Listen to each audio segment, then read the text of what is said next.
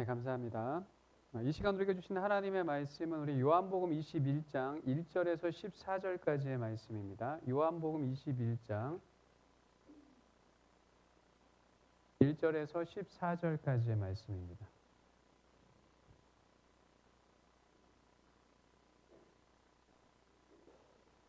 네, 우리 한 절 한 절 우리 교독하겠습니다. 요한복음 21장 1절에서 14절까지의 말씀입니다.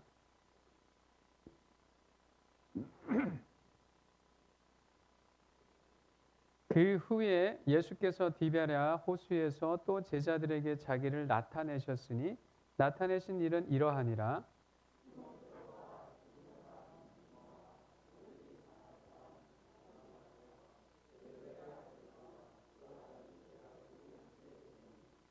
시몬 베드로가 나는 물고기 잡으러 가노라 하니 그들이 우리도 함께 가겠다 하고 나가서 배에 올랐으나 그날 밤에 아무것도 잡지 못하였더니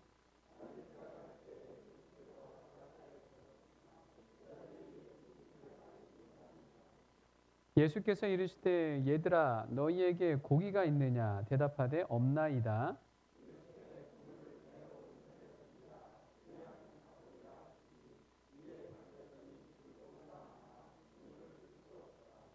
예수께서 사랑하시는 그 제자가 베드로에게 이르되 주님이시라 하니 시몬 베드로가 벗고 있다가 주님이라 하는 말을 듣고 겉옷을 두른 후에 바다로 뛰어내리더라.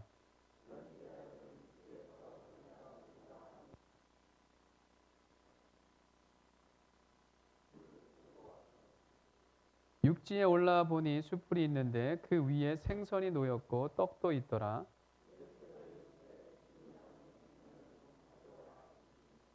시몬 베드로가 올라가서 그물을 육지에 끌어올리니 가득히 찬 큰 물고기가 150마리라 이같이 많으나 그물이 찢어지지 아니하였더라.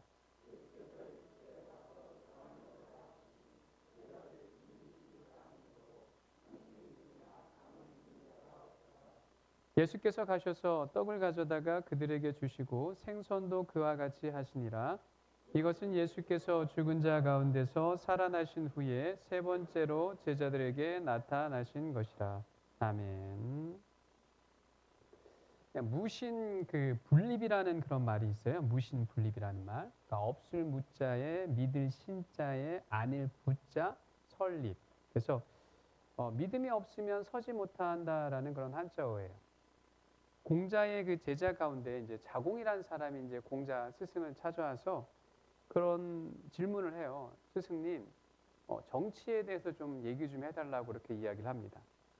그래서 공자는 세 가지가 있어야 한다면서 뭐냐면 이제 식량이 풍족해야 되고 또 하나 뭐냐면 국방이 튼튼해야 되고 또 마지막으로 백성들의 믿음이 있어야 나라가 이렇게 반드시 세워질 수 있다라고 이야기합니다.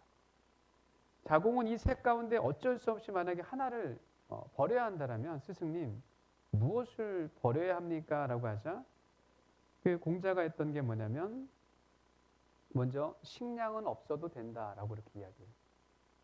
그래서 아니죠. 먼저 군사는 없어도 된다라고 이야기합니다. 그래서 이제 또다시 이제 자공이 또 물어본 거죠. 그래도 또 하나를 포기해야 된다면 무엇을 없애야 됩니까? 라고 했더니 이제 그때서야 식량이 없어도 된다라고 이야기해요. 그러니까 공자의 입장에서는 뭐 군사, 식량을 포기하더라도 믿음만은 꼭 간직하고 있어야 한다라고 이야기합니다. 외부의 적으로부터든 아니면 그 식량이 없어서 뭐 굶어 죽든지 사람은 어떻게든 뭐 죽음을 맞이할 수밖에 없죠.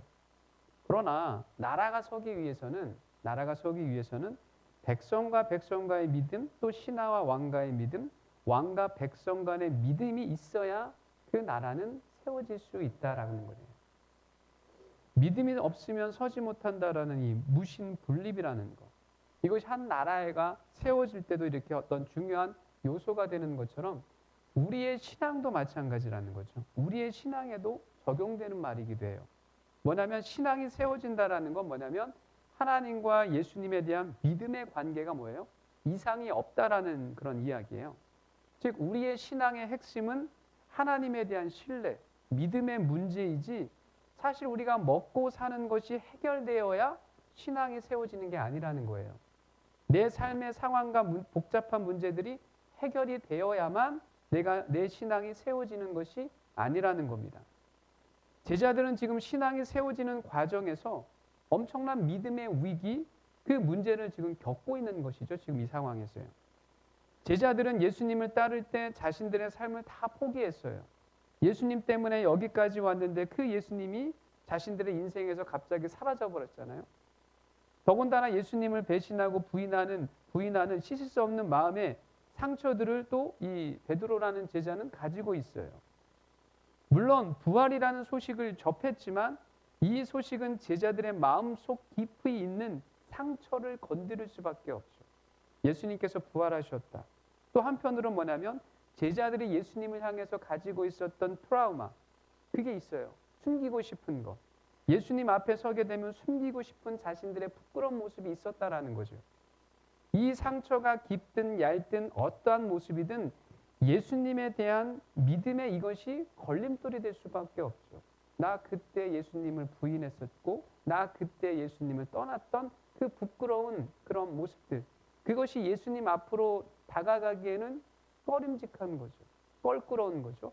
아무리 예수님께서 오늘 새벽에 부활하셨어요 라고 해도 이 베드로와 또 이 제자들 마음속 깊은 곳에는 예수님을 바라볼 때 있는 그대로, 정말 기쁜 그대로 볼 수 있는 상황은 아니죠. 왜냐하면 부끄러운 자신의 모습이 있기 때문이죠. 결국 이것을 지워야 하는데 사실 이것을 지울 수 있는 건 제자들이 아니에요.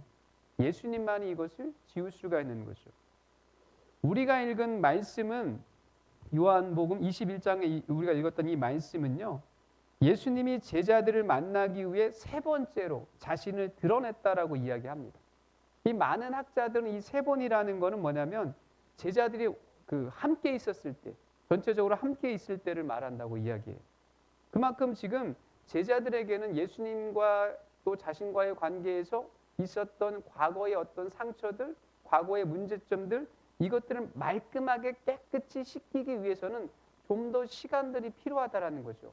예수님과 좀 정말 가까이 있음으로 인해서 이 껄끄렀던 관계가 좀 아주 그냥 깨끗이 씻겨지는 그런 시간이 조금 필요하죠.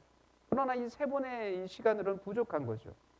예수님께서 제자들을 만나시고 자꾸만 만나시는 근본적인 이유는 결국은 뭐냐면 이런 제자들의 믿음을 바로 세우기 위한 것이라는 거죠. 이 믿음을 세운다라는 것은 제자들의 마음에 있는 그 상처를 해결해 주는 거라는 거예요. 그래서 21장 내용들을요, 이 21장 내용들을 묵상하면요, 잔잔한 호수와 같은 느낌이 들어요. 이 21장은요. 어떤 시끌벅적한 그런 느낌이 아니에요. 우리가 이제 다른 장들을 이렇게 읽다 보게 되면, 거기는 그냥 시끌벅적하잖아요. 왜냐하면 수많은 사람들이 예수님을 막 따라갔잖아요. 치유받기 위해서, 고침받기 위해서, 말씀을 듣기 위해서 5천 명이나 되는 어마어마한 사람들이 막 몰렸던 것처럼, 그리고 또 서기관과 바리새인들은 예수님의 말씀에 트집을 잡으려고 막 대들기도 하고. 그러니까 어떻게 보게 되면 21장 내용보다는 다른 장들을 보게 되면 늘 사람들이 예수님 주위로 막 몰려드는 거예요. 몰려들어가지고 예수님의 이야기를 듣고 그 안에서 즐겁게 웃기도 하고 그 안에서 어떤 치유받아가지고 막 할렐루야 찬양 소리도 외치기도 하고 또 종교 지도자들은 또 예수님을 비방하기도 하고 트집을 잡기도 하고. 그러니까 예수님은 막 움직일 때마다 뭐예요? 시끄러운 거예요.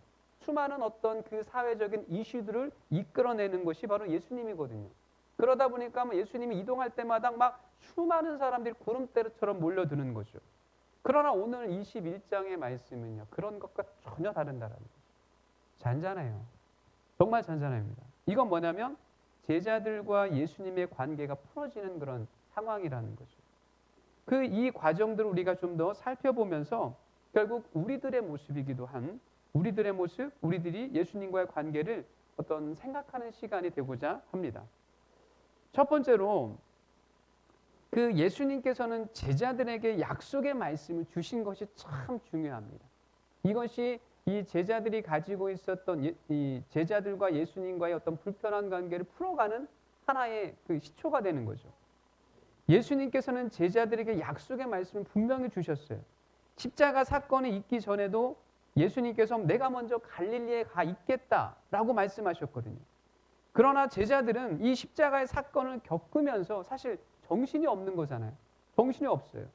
그러다 보면 이 말씀, 예수님께서 예전에 십자가에 내가 죽고 3일 후에 부활할 것이고 내가 먼저 갈릴리에 갈 것이다. 이 말씀이 떠오르지 않죠. 워낙 패닉 상태에 빠져 있는 제자들에게 예전에 했던 예수님의 말씀이 기억날 수가 없는 거죠.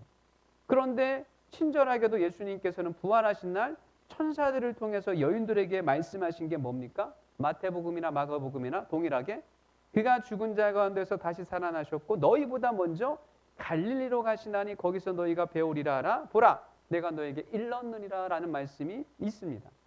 즉 이 말씀에 따라 제자들은요 지금 예루살렘에서 어디로 향한 거예요? 갈릴리로 내려온 거예요. 이 말씀을 부여잡고. 그래서 2절 말씀에 보게 되면 7명의 제자들의 이름이 쭉 나열되고 있는데 마지막에 뭐라고 합니까? 함께 있더니라고 하잖아요. 제자들은 약속의 말씀을 지금 따라서 그 약속의 말씀을 따라서 예수님을 만나기 위해 다들 지금 예루살렘에서 갈릴리로 내려온 것이라는 거죠. 만약에 이 약속의 말씀이 없었다면 어떻게 되었을까? 그런 생각을 해보는 거예요. 이 약속의 말씀이 없었다면 상상하기 싫지만 결국은 이 약속의 말씀이 없었다면 제자들은 흩어질 수밖에 없는 거죠. 예수님이 죽으신 이후에 제자들이 엠마오로 가든 다른 곳으로 가든 뿔뿔이 흩어지는 모습이 결국 나올 수밖에 없는 거예요. 이런 혼란스러운 상황 속에서 제자들을 지금 한 곳으로 불러 모으는 힘은 무엇이었습니까? 예수님께서 하셨던 말씀이에요. 약속의 말씀이라는 것이죠. 제자들은 엄청 힘든 상황에 있고 예수님을 믿고 모든 것을 버리고 예수님을 쫓아왔는데 예수님은 이제 안 보여요. 인생의 목적과 방향, 삶의 의미조차 한순간에 다 잃어버렸어요. 하루아침에 살아가는 이유가 사라졌죠. 이 상황에서 무너지지 않고 그 자리를 버티고 견딜 수 있도록 힘이 되어진 것이 예수님께서 하신 약속의 말씀이라는 겁니다. 이러한 점을 생각하면서 잠시 우리들의 신앙을 돌아보고자 합니다. 우리에게는 약속의 말씀이 있는가? 제자들처럼 예수님께서 우리에게 말씀하시는 그 약속의 말씀들이 우리는 가지고 있습니까? 가지고 있어요? 없습니까? 우리는 가지고 있죠. 성경이 있잖아요. 이 성경은 사건에 대한 기록만 있는 것이 아니라 우리들을 향한 수많은 약속들의 말씀이에요. 하나님은 지금도 이 말씀을 통해서 우리와 약속을 하시죠. 그래서 우리의 신앙에 있어서 말씀이 있는 삶과 말씀이 없는 삶은 분명한 차이가 있는 것입니다. 말씀이 있는 사람들은 모이는 데 힘쓰고 하나님께로 나오는데 주저하지 않죠. 그러나 말씀이 없는 사람들은요 반대예요.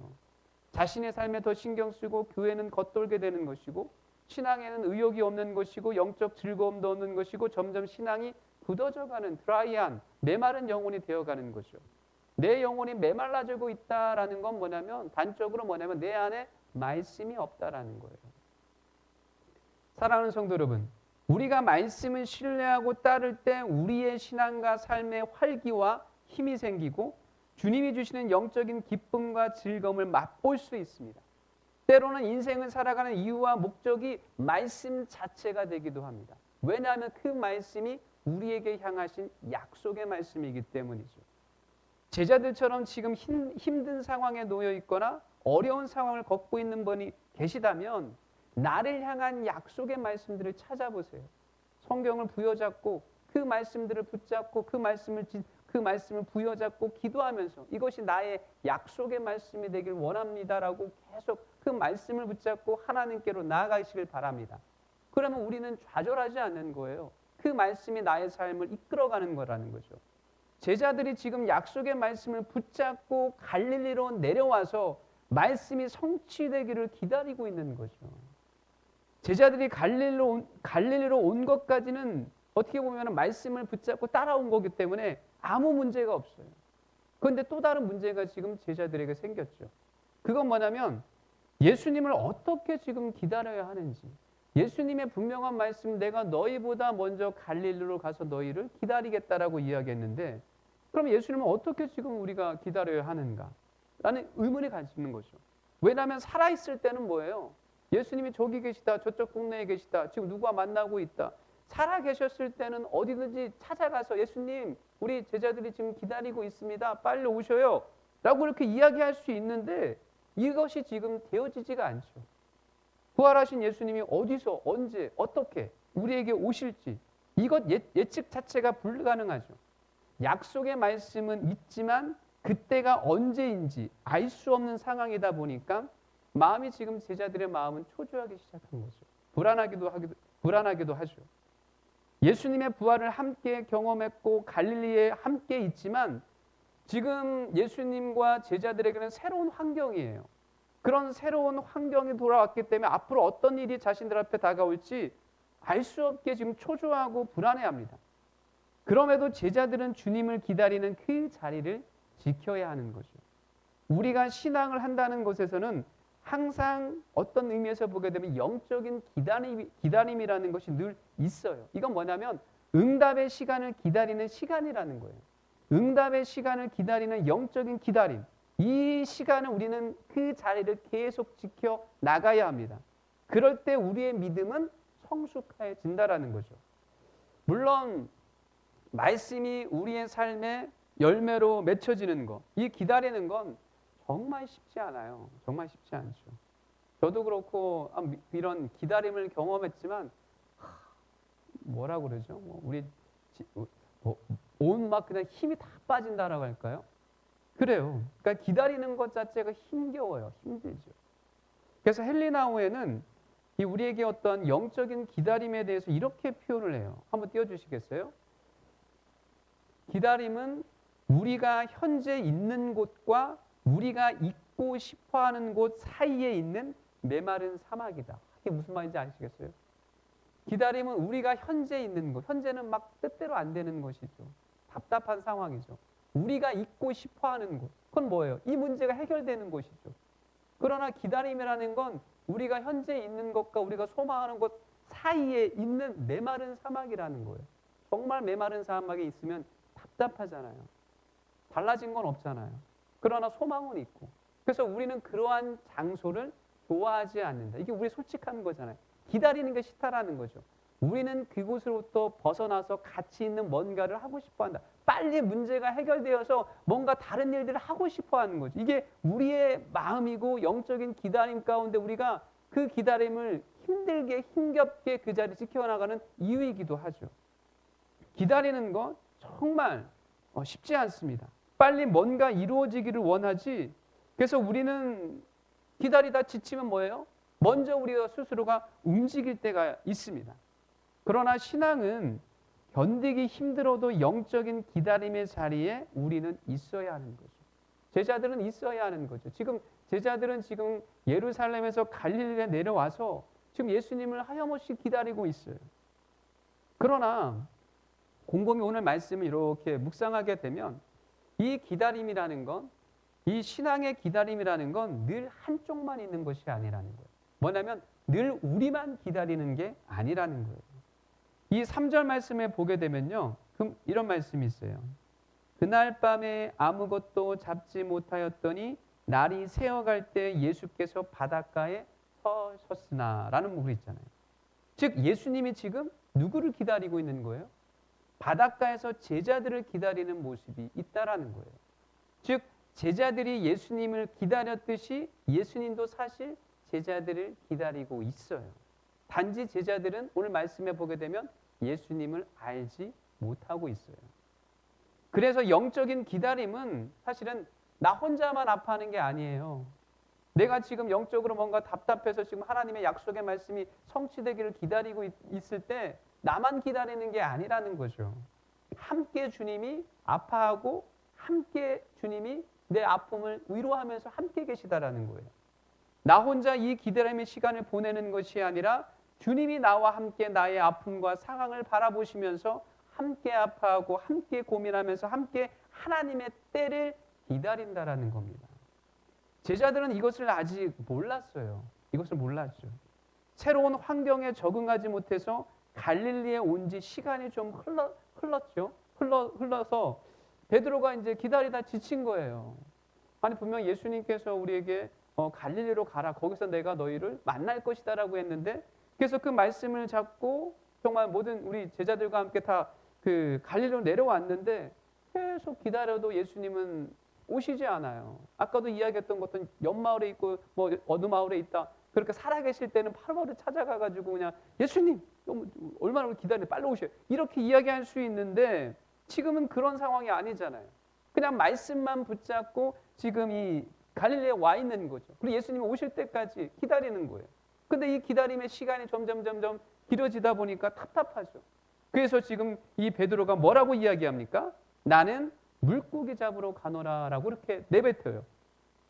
이때다 싶어 뭡니까? 다른 제자들도 아유 우리 베드로 가시니까 같이 갑시다라고 다 따라 나가죠. 답답했던 거죠. 기다리는 것이. 예수님을 기다리는 것이 좀 힘들었는지 뭔가를 해보고자 지금 밖으로 다 나갔습니다. 그런데 그 결과가 어떻게 되었습니까? 오히려 더 큰 실망과 좌절을 맛보게 되죠. 그날 밤에 아무것도 잡지 못하였다라고 나옵니다. 저는 이 장면을 이렇게 생각하게 돼요. 우리의 신앙에 있어서 말씀도 없고 주님을 향한 기다림도 없는 신앙의 결과는 뭘까요? 아무것도 없습니다. 영적인 것을 결코 얻을 수도 경험할 수도 없다라는 거예요. 우리의 신앙에 있어서 말씀도 없고 주님을 향한 기다림도 없는 신앙은 말짱 꽝이라는 거죠. 제자들은 예수님이 없는 상황에서 자신들의 실수와 씁쓸한 신앙의 모습들을 지금 우리에게 지금 보여주고 있는 거예요. 이것만을 보여주면 신앙생활은 참 힘들 것이에요. 그렇죠? 신앙생활 한다는 건 다 실패밖에 없을 것 같아요. 근데 오늘의 이야기는 그렇게 끝나지 않죠. 이야기는 이제 반전으로 시작됩니다. 그 반전의 주체가 누구냐? 예수님으로부터 시작되죠. 제자들과 달리 주님은 어떻게 행동하셨습니까? 자신을 알아주지 않아도 주님은 제자들에게 지금 다가가기 시작했어요.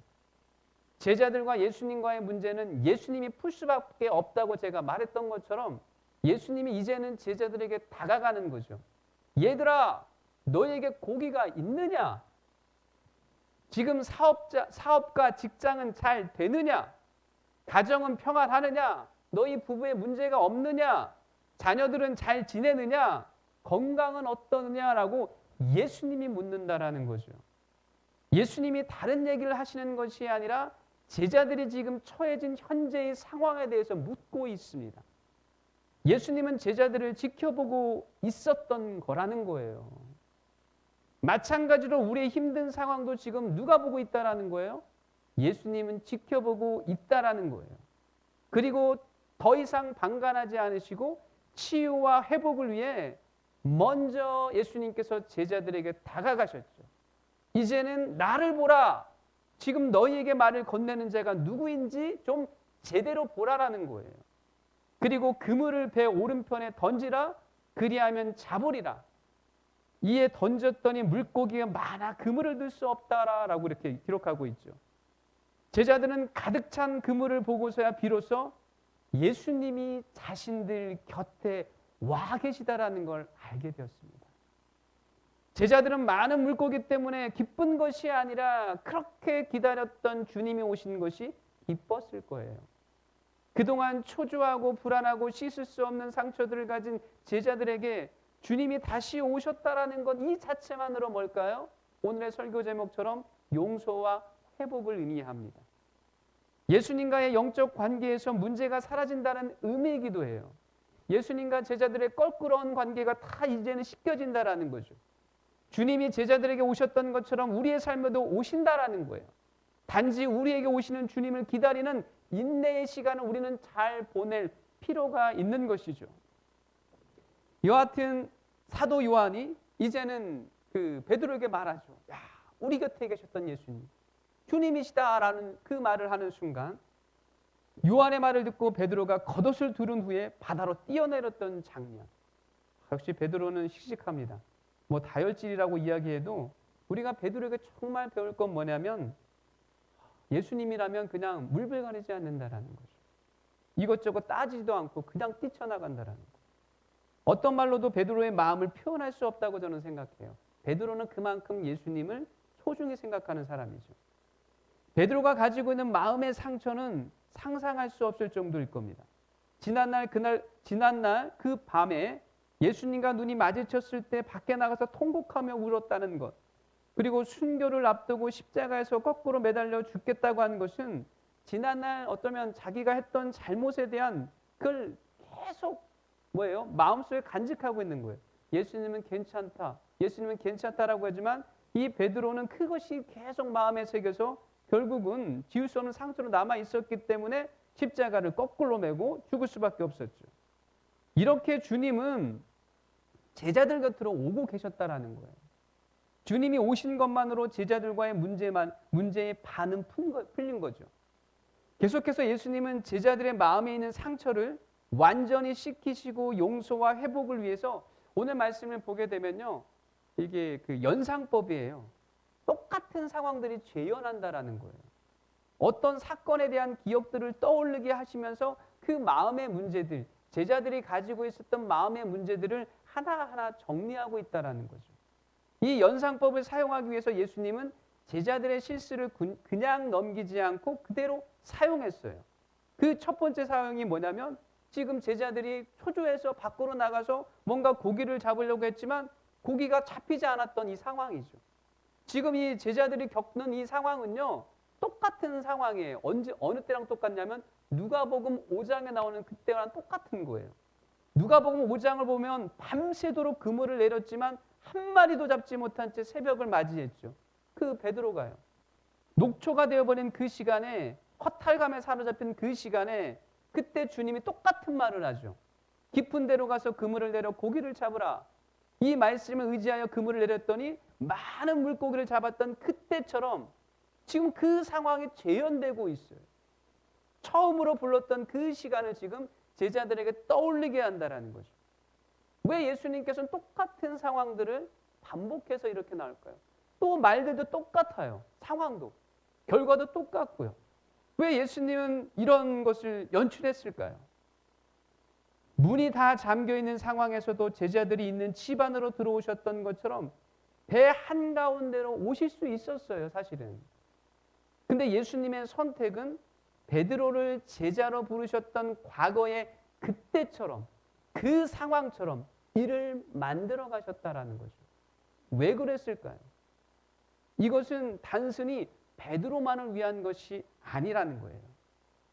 제자들 마음속에 있는 무거운 짐 하나가 무엇일까요? 자신들의 제자로서의 정체성이에요. 과연 내가 주님의 부르심에 합당한 자인가? 지난날 주님을 떠났는데 부인했는데 과연 나는 제자로서 사역을 감당할 수 있을까? 이 물음에 대해 제자들은요, 확신하게 대답할 수 없어요. 아무리 주님께서 부활하셨다고 해도 우리는 부인했던 그런 죄인이에요. 그런 상처가 있어요. 그런 트라우마가 있어요. 그래서 이들에게는, 지금 제자들에게는 제자로서의 어떤 정체성, 이것에 대한 흔들리고 있는 거죠. 그런데 예수님께서는 과거 이들이 처음으로 만났던 그때의 모습, 그것을 그대로 재현합니다. 이게 뭘까요? 동일한 상황, 동일한 결과들. 그러면 주님은 동일하게 뭐예요? 제자들을 사람 낚는 업으로 부르겠다라는 거예요. 나를 따르라. 주님은 처음처럼 제자들을 지금 부르시고 있는 거예요. 너희들이 그때 지난 며칠 때 나를 모른다고 나를 부인했지만 주님은 그것에 대해 신경 쓰지 않는다라는 거죠. 제자들은 저희들이 제자로서의 모습으로 살아갈 수 있습니까? 주님을 그때 부인했고 주님을 모른다고 다 도망쳤던 저희들이 제자로서 살아갈 수 있겠습니까? 주님, 저희들은 제자로서 살아갈 수 없습니다. 그러한 양심의 찔림들이 있는데 예수님께서는 그 모든 것을 덮으시고 처음처럼 부르시는 거예요. 사람 낚는 업으로 부르시는 거예요. 나를 따르라는 것이죠. 이건 뭐예요? 제자들의 신분을 회복시킨다라는 겁니다. 또 하나의 연상법이 있어요. 그게 뭐냐면 그때 그 밤으로 돌아가는 거예요. 9절 말씀에 보게 되면요, 이런 말이 있죠. 육지에 올라보니 숯불이 있는데 그 위에 생선이 놓였고 떡도 있더라라는 말씀이 있어요. 예수님께서 숯불을 피우신 것은 1차적으로 다소 쌀쌀한 새벽에 일을 하고 있는 그 제자들 위해 피운 것이지만 이것이 전부가 아니에요. 생선도 있다고 하지만 원문 헬라어를 본다면 생선 한 마리밖에 없어요. 뭐 생선 한 마리 갖고 어떻게 7제자들에게 다 나눠줄 수 있습니까? 이거는 뭐예요? 모닥불을 피워놓고 지금 있습니다. 이 상황이 뭐예요? 불을 피우시고 그 위에 생선 한 마리가 놓였다라는 거. 제자들이 그 배에서 내려오는 순간 뭐가 떠오를까요? 예수님이 붙잡히셨던 그 새벽, 그 불 쬐던 그 제자들, 그 불을 피하면서 그 불 쬐면서 그 베드로가 막 예수님을 모른다고 막 부인했던 그 모습들. 그러니까 지금 뭐냐면 그때의 모습으로 돌아가는 거죠. 너희들이 실수했던, 나를 모른다고 했던 그때, 그 시간, 나를 모르고 나를 도망쳤던 그 시간, 치욕적인 그때의 장면을 지금 떠올리는 거죠.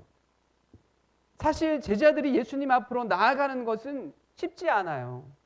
우리가 지금 아침에 오전에 이야기했던 것도 부활했다고 해가지고 막 기뻐하는 거, 물론 기쁠 수 있겠지만 또 기쁨 뒤에 또 다른 이러한 자신들의 어떤 약점들, 양심의 가책들이 있어가지고 주님께 막 달려갈 수는 없는 그런 상황이라는 거죠. 당당할 수가 없죠. 주춤거릴 수밖에 없습니다. 그러나 주님은 이러한 제자들을 신뢰하고 사명자로 다시 부르시고 있죠. 과거를 밀어내고 미래를 향해 온전히 나아가기 위해서는 마음에 있는 그 상처, 마음에 있는 양심의 짐들, 이것들을 다 지워버려야 되죠.